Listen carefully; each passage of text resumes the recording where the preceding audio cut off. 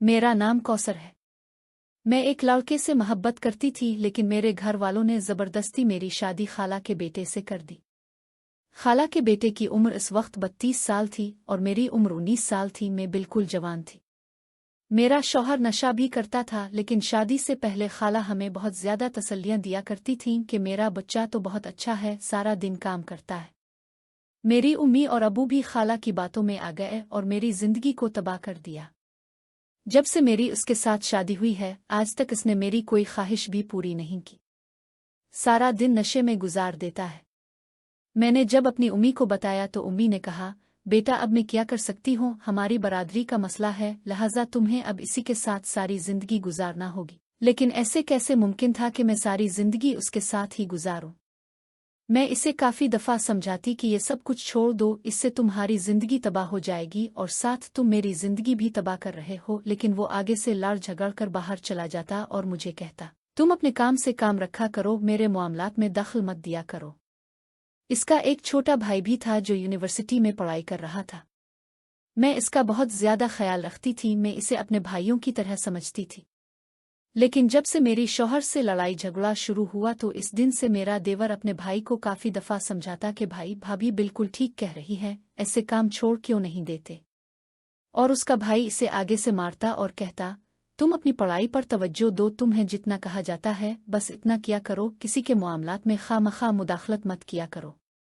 मुझे भी इस पर बहुत ज्यादा गुस्सा आता था। दिल तो करता था कि मैं इसका गला दबा दूं, क्योंकि 1 साल से इसने हमारे नाक में दम कर रखा था। लेकिन मैं चाहती थी कि ये प्यार से समझ जाए तो अच्छा है, लेकिन वो नहीं समझ रहा था।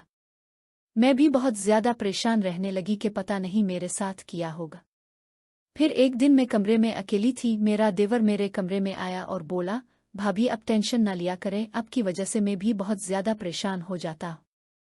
काश मुझे ये पहले पता होता कि आपके साथ इतना ज्यादा जुल्म हो जाना है। मैं इसी वक्त आपको सारी हकीकत से आगाह कर देता, क्योंकि मेरी उम्मी कहती थी कि ये शादी के बाद बदल जाएगा, लेकिन ये अभी तक भी नहीं बदला। मुझे अपने देवर की बातें बहुत ज्यादा पसंद आईं। वो भी बहुत ज्यादा खूबसूरत और नौजवान था। मैंने इससे कहा कि तुम अपने भाई को मत समझाया करो, देखो ना वो तुम्हें आगे से मारता है। और मैं इससे प्यार भरी बातें करने लगी। वो भी मेरी तरफ गौर से देखने लगा और मुझे ताज्जुब भरी नजरों से जैसे खाए जा रहा था।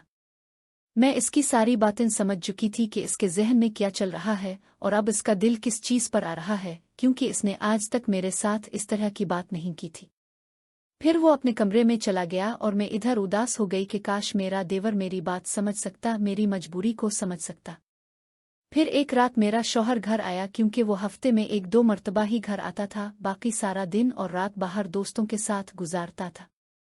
इस दिन इसका रवैया कुछ बदला हुआ नजर आ रहा था। इसने मुझसे कहा, मैंने तुम लोगों को बहुत ज्यादा परेशान किया है और तंग भी किया है। मैं इसकी बातें सुन रही थी और परेशान भी थी और दूसरी तरफ हैरान भी कि आज इसे क्या हो गया है। फिर इसने कहा कि मैंने सब कुछ छोड़ दिया है। मुझे यकीन नहीं आ रहा था, लेकिन 1 हफ्ते तक वो घर ही रहा और पूरा हफ्ता इसने ना सिगरेट पी और ना शराब। मैंने सोचा पता नहीं ये कैसे बदल गया, अल्लाह ही जानता है। इसके बाद मेरी जिंदगी में भी सुकून आना शुरू हो गया।